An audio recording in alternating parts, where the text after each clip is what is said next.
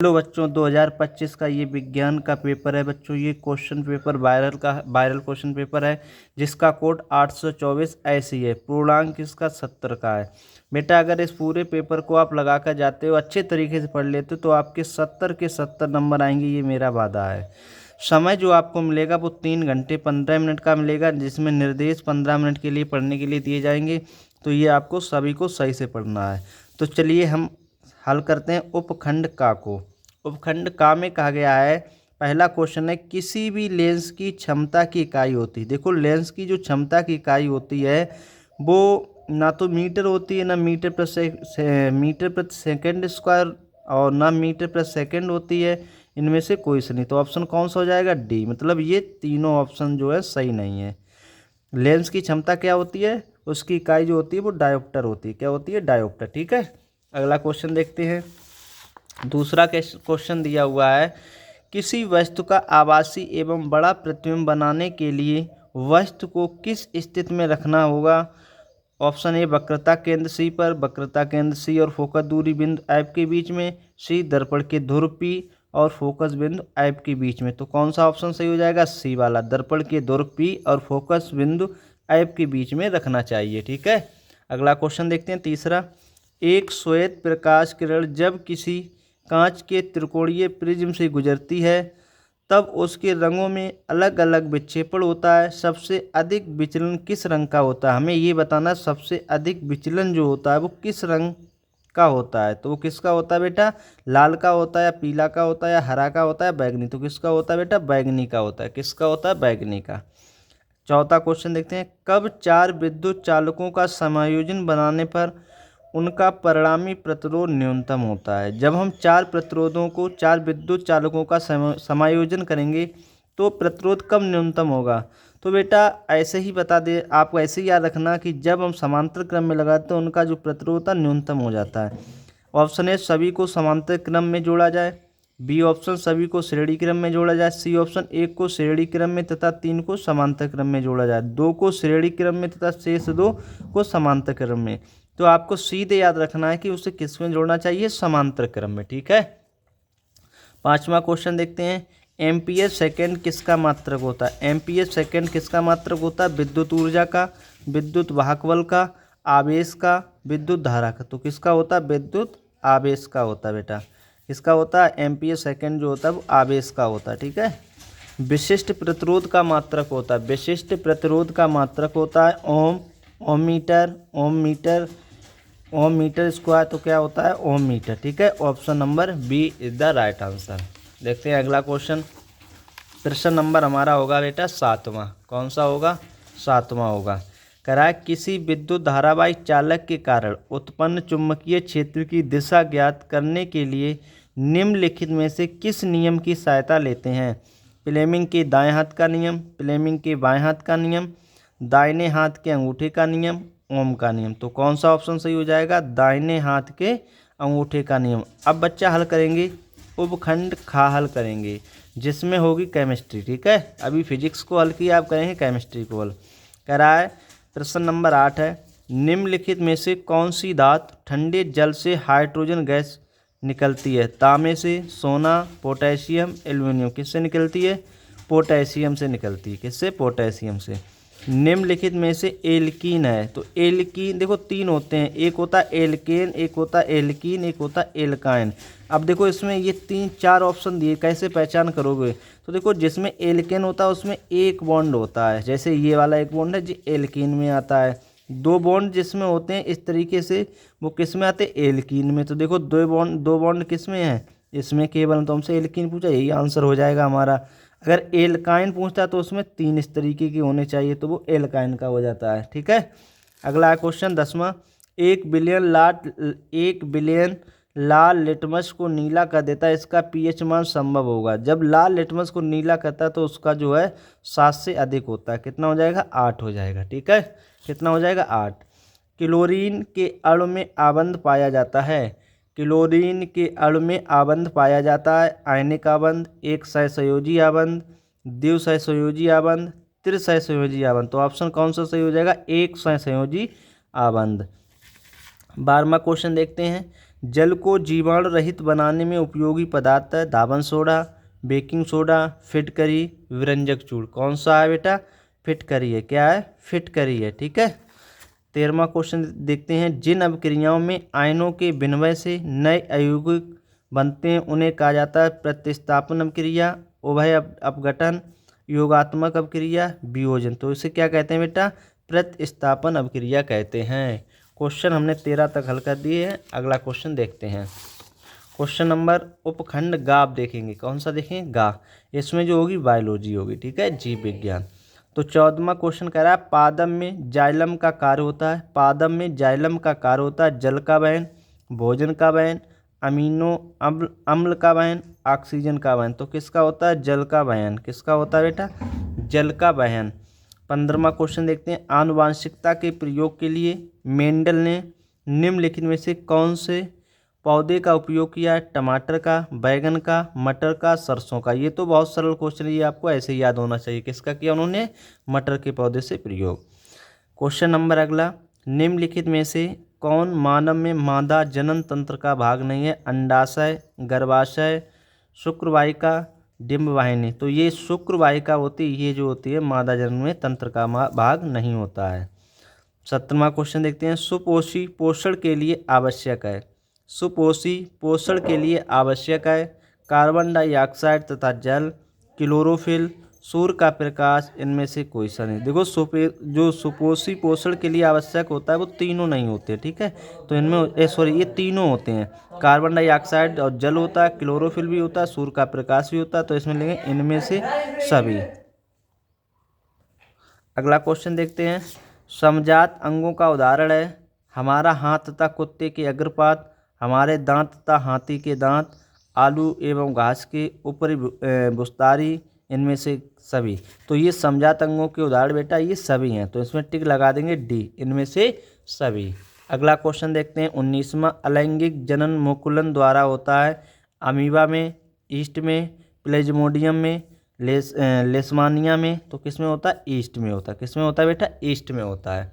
Question number 20वां देखते हैं। प्राकृतिक वर्णवाद का प्रतिपादन किसने किया? प्राकृतिक वर्णवाद का प्रतिपादन किसने किया? लैमार्क ने, मेंडल ने, डार्विन ने, मॉर्गन ने। तो किसने किया? डार्विन ने किया बेटा। किसने किया? डार्विन ने। हमने ये आपके 20 बहुविकल्पी जो होते टिक लगवा दिए हैं और इसे अच्छे तरीके से तैयार कर लीजिएगा। अब हम सवाल देखते हैं वर्णनात्मक प्रश्न जो उपखंड का होगा, जिसमें जो होंगे फिजिक्स के सवाल हैं। इसमें सवाल जो क्वेश्चन आएगा वो देखो 2-2 4 नंबर का ये होगी। 2-2 4 नंबर के क्वेश्चन होंगे सभी और इन्हें अच्छे तरीके से करना है। क्वेश्चन दे रहा है पहला, पढ़ते हैं फिर से हम लगाते हैं। कह रहा है क्वेश्चन, एक मोटर बाइक पर पीछे से आ रहे किसी अन्य वाहन को देखने के लिए 2 मीटर वक्रता त्रिज्या, देखो वक्रता त्रिज्या होती है उसे आर से प्रदर्शित करते हैं। तो कितनी दी है? 2 मीटर दी हुई। ठीक है। कह रहा वक्रता त्रिज्या का एक उत्तल दर्पण लगा है बाइक के पीछे से आ रहे वाहन जिसकी दूरी मोटर बाइक से किसी समय 4 मीटर की। तो u बराबर दिया हुआ है -4 मीटर। u हमेशा माइनस में ही होती है। फिर इसके बाद कह रहा है गणना करके बताइए उसका प्रतिबिंब दर्पण से कितनी दूरी पर बनेगा। तो हमसे v बराबर पूछा है। ठीक है। किरण आरेख भी समझाइए। तो किरण आरेख नहीं खींचना हमें, वो बोर्ड एग्जाम में ही खींचना, टाइम ज़्यादा लगेगा। तो यहाँ पे देखो सूत्र क्या होता है, पहले हमें फोकस दूरी निकालो। तो फोकस दूरी बराबर सूत्र होता है वक्रता त्रिज्या की, मतलब फोकस जो दूरी होती है वो वक्रता त्रिज्या कैसी होती है? आधी होती है। ये हमारा सूत्र हो गया। तो F बराबर पहले फोकस दूरी का मान निकाल लो। R का मान दिया 2 मीटर है बटा 2, इसमें भाग लगा दे तो 1 मीटर हमारी फोकस दूरी निकल आएगी। अब देखो पेपर में एक ध्यान और देना है कि ये सवाल दर्पण का या लेंस का, तो ये देख लिया करो। दर्पण का है, दर्पण वाला सूत्र जो होता है वो प्लस का होता है। तो 1/F बराबर 1/V प्लस 1/U, ये सूत्र होता है। इसमें लगा दीजिए 1/F का मान कितना है? अभी निकाला 1 मीटर बराबर 1/V का हमें मान निकालना है, प्लस U का मान कितना दिया? -4। तो 1/1 बराबर 1/V प्लस और माइनस माइनस हो जाएगा 1/U। तो माइनस के 1/4 इस तरफ लाएंगे तो ये प्लस का 1/4 हो जाएगा। प्लस का 1/4 बराबर 1/B हो गया। ठीक है। इनका एलसीएम इनका एलसीएम लेंगे 1/1 प्लस 1/4 का। तो जब इनका एलसीएम लेंगे तो एलसीएम आएगा 4। तो 1 का गुणा 4 हम करेंगे 4 हो जाएगा, प्लस 1 का गुणा एम करेंगे 1 हो गया 1/v। 4 और 1 कितना हो जाता है 5 हो जाएगा, 5/4 बराबर 1/b। तो यहाँ पर उनको उल्टा कर देंगे तो b बराबर हो जाएगा 4/5। इसमें भाग दे देंगे या इतना ही आंसर रख लें तो 5/40 0.8 मीटर हो जाएगा। ठीक है, ये हमारा पहले क्वेश्चन का आंसर आ गया, पहले का ये वाला आंसर आ गया। अब देखते हैं दूसरा प्रश्न। दूसरा कह रहा है एक प्रिज्म का कोण 60 अंश तथा अल्पतम विचलन कोण 38 है के पदार्थ का अपवर्तनांक ज्ञात कीजिए। साइन 49 का मान दे दिया 0.75। ठीक है, तो इसे चलिए लगाते। देखो एक प्रिज्म का कोण, जो प्रिज्म का कोण होता है उसे हम किससे प्रदर्शित करते हैं, उसे हम ए से करते हैं। तो ए बराबर कितना दिया 60 अंश। अल्पतम विचलन कोण को डेल एम से प्रदर्शित करें, डेल एम बराबर कितना दिया 38 दिया हुआ है। हमसे कहा पदार्थ का अपवर्तनांक ज्ञात करो, एन बराबर पूछा है और यहाँ पर साइन 49 का मान दे दिया, साइन 49 का मान दे दिया 0.75। देखो 0.75 हल कर लो बटे 100, तो ये हो जाएगा 75/100। 25 तियाँ 75, 25 चौको 100, 3/4 आ जाएगा। ठीक है, दशमलव हमने हटा दिया पहले से ही।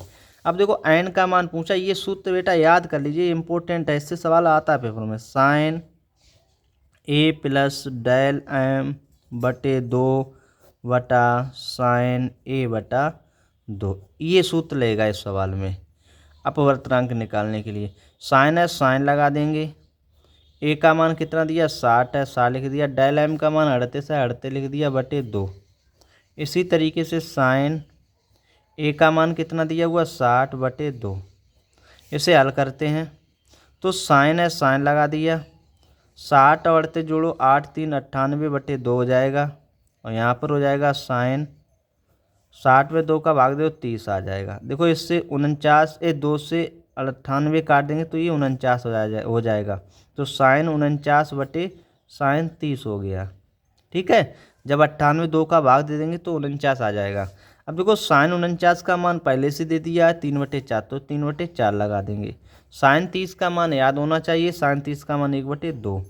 तो यहाँ पर ये वाला ऊपर पहुँच जाएगा तो हो जाएगा 3 × 2 और ये एक वाला यहाँ पे आ जाएगा 4 × 1। तो 2 एकम 2, 2 दूनी 4, तो 3/2 आ गया। यही हमारा क्या हो गया बेटा आंसर हो गया। ठीक है, तो हमने ये कौन सा सवाल लगा दिया, ये हमने दूसरा वाला सवाल लगा दिया है।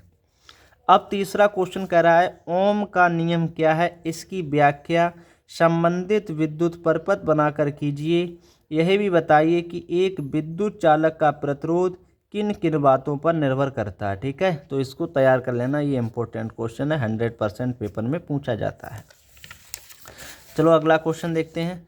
अगला क्वेश्चन कह रहा है 3 प्रतिरोध 4 ओम और 6 ओम और तथा 12 ओम के हैं। इसे 22 वोल्ट की बैटरी से जोड़ने पर परपथ में धारा का मान ज्ञात कीजिए। धारा मतलब आई पूछी है।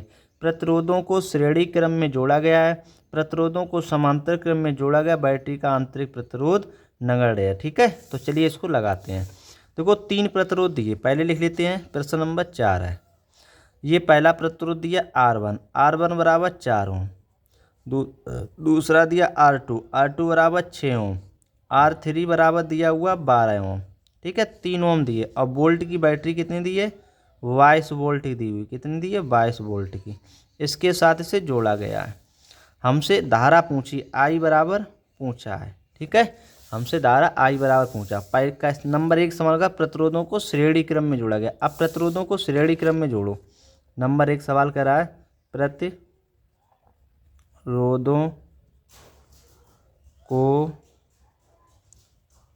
श्रेणी क्रम में। ठीक है, तो यहाँ पे श्रेणी क्रम का सूत्र क्या होता है, R बराबर R1 plus R2 plus R3। तो R बराबर तीनों R कितने हैं 4 ओम प्लस 6 ओम प्लस 12 ओम, तो इन्हें जोड़ लो तो 6 4 10, 10 और 12 22 ओम हो गया। ठीक है, अब हमसे आई बराबर पूछा तो आई बराबर सूत्र क्या होता है B/R। तो आई बराबर V का मान कितना दिया हुआ 22 दिया हुआ, R का मान कितना दिया 22, 22 से 22 काट देंगे 1 एम्पियर हमारा आंसर आ जाएगा। पहला हमारा क्वेश्चन का आंसर आ चुका है। अब इसी तरीके से दूसरा लगाते हैं। दूसरा इसने कहा है प्रतिरोधों को समांतर क्रम में जोड़ा जाए। अब देखो लिखेंगे नंबर 2, यहाँ पे लगाते हैं नंबर 2, कह रहा है प्रतिरोधों को समांतर क्रम में जोड़ा जाए। ठीक है, तो समांतर क्रम का सूत्र होता है 1/R1 + 1/R2 + 1/R3। तो यहाँ पर ये 3 प्रतिरोधी है इसलिए 3 बार लिखा है इसे, तो 1/4 हो जाएगा। देखो R1 का मान 4 दिया, फिर 6 दिया, फिर 12, तो ऐसे लिख लेंगे 6 + 1/12। इनका ले लेंगे एलसीएम, तो एलसीएम लेंगे 4 6 12 का, तो एलसीएम आएगा 12, 4 3 12, 6 दूनी 12, 12 एकम 12। ठीक है, तो 1/R डैश बराबर 3 2 5 5 1 6/12। इसे काट दो, 6 कम 6 6 दूनी 12, तो आ जाएगा 1/2। तो 1/R डैश बराबर 1/2। इसको उल्टा कर लो तो R डैश बराबर आ जाएगा 2। अब हमें इसमें धारा निकालनी है, तो I बराबर सूत्र क्या होता है B/R। तो B का मान कितना दिया हुआ 22, तो 22 लिख दिया। R का मान कितना लगाया हमने निकाला 2, 2 से भाग दे देंगे 11 आ जाएगा, तो 11 एम्पियर ये हमारा आंसर हो गया।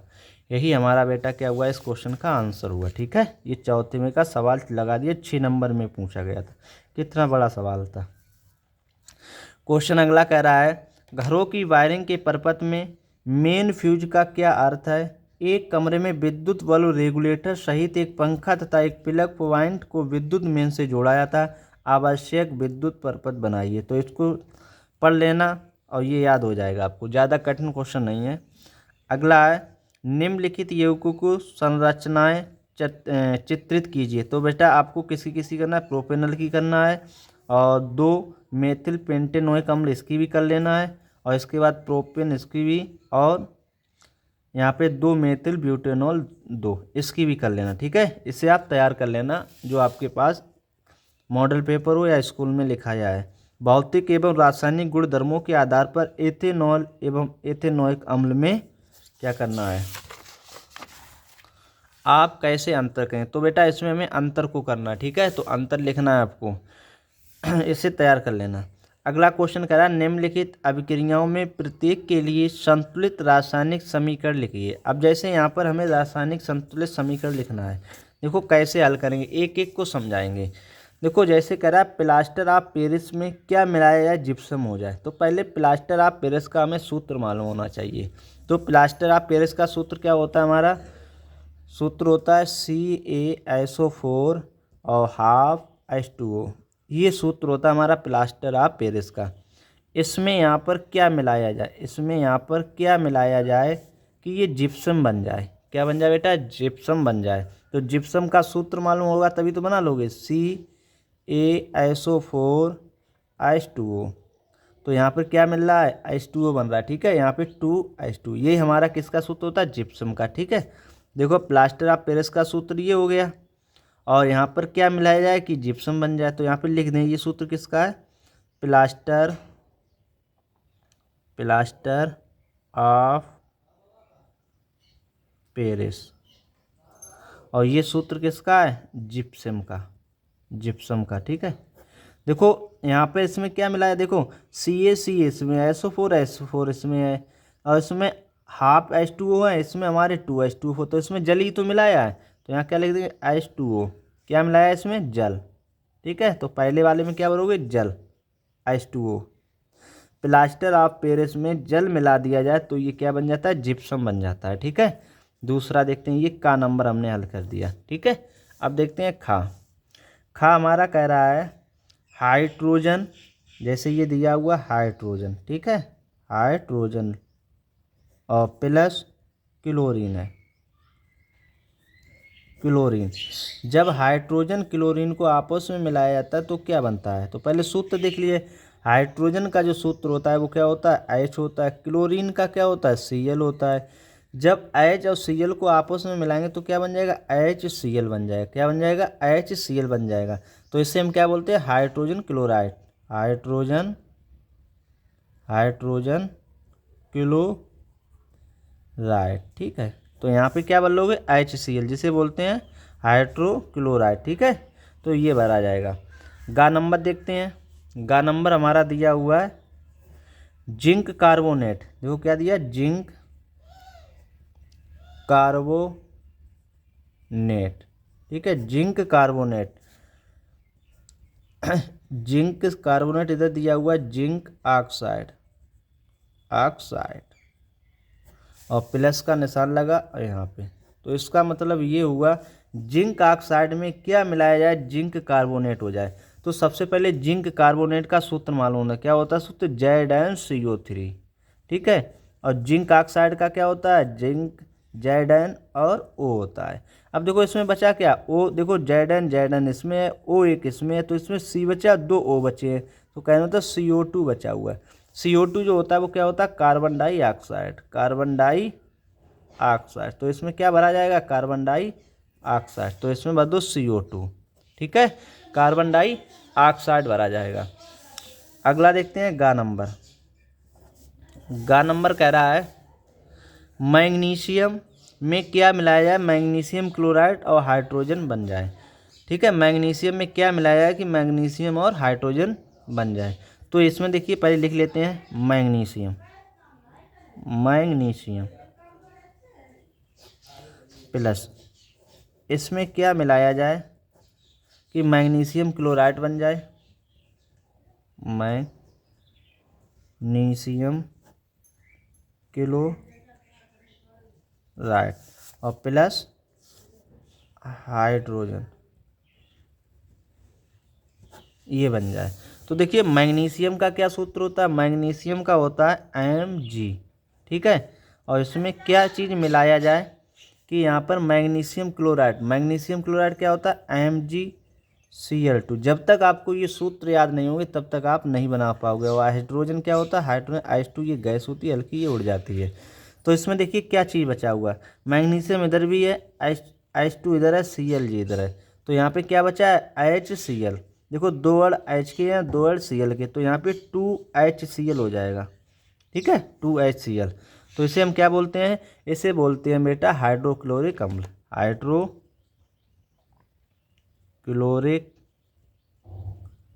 अम्ल, ठीक है। तो मैग्नीशियम और हाइड्रोक्लोरिक अम्ल को मिलाया जाए तो मैग्नीशियम क्लोराइड और हाइड्रोजन बनता है। तो यहाँ पे क्या मिलाया जाएगा, इसमें हाइड्रोक्लोरिक अम्ल, तो यहाँ लिख दें hydrochloric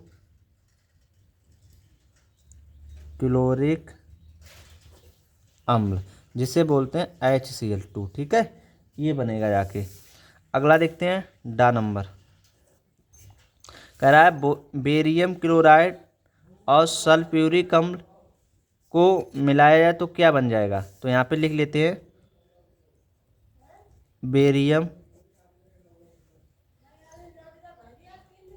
barium chloride plus sulphuric अम्ल, अगर इसको आपस में मिला दिया जाए तो ये क्या बन जाएगा। तो यहाँ पर हमसे पूछा गया, इधर हम रिक्त स्थान बना लेंगे, और हाइड्रोक्लोरिक अम्ल, जिसे हम बोलते हैं प्लस लगा के हाइड्रोक्लोरिक अम्ल, ठीक है, हाइड्रोक्लोरिक अम्ल, ठीक है। तो इसमें देखो क्या हो जाएगा, बेरियम क्लोराइड का पहले सूत्र मालूम होना चाहिए, बेरियम क्लोराइड, तो बेरियम क्लोराइड दिया हुआ ये देखिए, तो इसका सूत्र होता है BaCl2।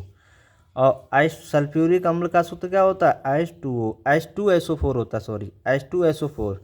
जब इसमें क्या मिलाया जाए, मतलब अब बेरिलियम क्लोराइड और H2SO4 को आपस में मिलाया तो क्या बनेगा। तो इसमें बेटा ये क्या बनेगा, देखो इधर हाइड्रोक्लोरिक अम्ल दिया, तो हाइड्रोक्लोरिक अम्ल होता है HCl होता है, ठीक है, HCl होता है। देखो H और Cl निकल आया तो हमारा क्या बचेगा, BaSO4, बेरिलियम सल्फेट बचेगा, तो BaSO4 बच गया, और इसमें 2 इधर लगा दो तो ये हमारा समीकरण कैसा हो जाएगा, संतुलित हो जाएगा। तो इसे बेरिलियम क्या बोलेंगे, सल्फेट, यही भरा जाएगा, बेरियम सल्फेट, ठीक है। तो बेरियम सल्फेट, तो यहाँ लिख लें BaSO4, ये भरा जाएगा, ठीक है। अगला देखते हैं, silver nitrate plus sodium iodide को आपस में मिलाया जाए तो क्या बनेगा, एक तो बनेगा सोडियम नाइट्रेट, दूसरा क्या बनेगा, देखो सिल्वर नाइट्रेट का सूत्र मालूम होना चाहिए, क्या सूत्र होता है, ये 4 नंबर है। सिल्वर नाइट्रेट का सूत्र होता है AgNO3 प्लस सोडियम आयोडाइड का सूत्र होता है NaI। जब इसको आपस में मिला दिया जाए तो सोडियम नाइट्रेट बनेगा, जिसमें सोडियम देखो कह रहा है सोडियम नाइट्रेट, तो सोडियम नाइट्रेट का सूत्र क्या होता है NaNO3, ये बनेगा। और इसमें कह रहा है तो साथ में क्या बचेगा, अब देखो इसमें बचा क्या है, Ag बचा हुआ है, I बचा हुआ है, और तो सब मिल गए, इधर बना दिया तो Ag और हमारा I बना हुआ, तो क्या बन जाएगा AgI। ये हमारा AgI क्या होता है, सिल्वर आयोडाइड होता है। क्या होता है ये बेटा, सिल्वर आयोडाइड होता है, सिल्वर आयोडाइड होता है, ठीक है, जिसे AgI बोलते हैं। तो AgI ये हमने बेटा एक एक आपको भरा दिए हैं, और जब तक आपको ये सूत्र याद नहीं होंगे तब तक आप इसे अच्छे तरीके से नहीं भर पाओगे, ठीक है। अब लास्ट समय बचा हुआ, इसलिए ये जितने भी सूत्र हैं इनको अच्छे तरीके से याद कर लीजिएगा। चलो अगला क्वेश्चन देखते हैं।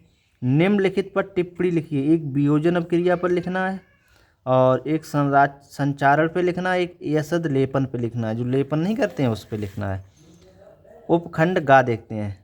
8वां प्रश्न, मेंडल के नियम क्या हैं, उनको उचित चित्रों द्वारा समझाइए। जो मेंडल का नियम है उसको चित्र के द्वारा उसको अच्छे तरीके से समझाना है। अगला क्वेश्चन है, पुष्प में निषेचन क्रिया को प्रदर्शित करने हेतु स्त्री केसर की लंब काट का नामांकित चित्र बनाइए एवं वर्णन कीजिए। जो पुष्प में निषेचन क्रिया को प्रदर्शित करने वाला होता है स्त्री केसर, उसकी लंब काट का चित्र बनाकर उसका सचित्र वर्णन करना है बच्चों। ये आएगा 4 नंबर का। 10वां क्वेश्चन देखते हैं। परिवार नियोजन किसे कहते हैं, इसे नियोजित करने की विभिन्न विधियों का वर्णन कीजिए। जो परिवार नियोजन होता है इसको नियोजित करने के लिए विभिन्न विधियों का क्या करना है, वर्णन करना है, मतलब जनसंख्या को कैसे रोकना है इसके बारे में सही लिखना है। वृक्काणु जिसे हम नेफ्रॉन भी कहते हैं कि रचना तथा उनकी कार्यविधि का वर्णन कीजिए। तो ये 6 नंबर का क्वेश्चन आएगा। या तो ये कीजिए या ये वाला कीजिए जो हमारा दिया। मानव के पाचन तंत्र का नामांकित चित्र बनाइए तथा पोषण प्रक्रिया को समझाइए। तो इसमें मानव के पाचन तंत्र का नामांकित चित्र बनाना है और इसे अच्छे तरीके से समझाना है। तो बच्चों अगर आपको ये क्लास आज की अच्छी लगी हो तो चैनल को सब्सक्राइब कर लो, बेल आइकन को प्रेस कर लो। जब तक आपके बोर्ड एग्ज़ाम नहीं हो जाएंगे तब तक इसी तरीके से रोज़ाना हम क्लास लेकर आते रहेंगे और आपको इसी तरीके से समझाते रहेंगे।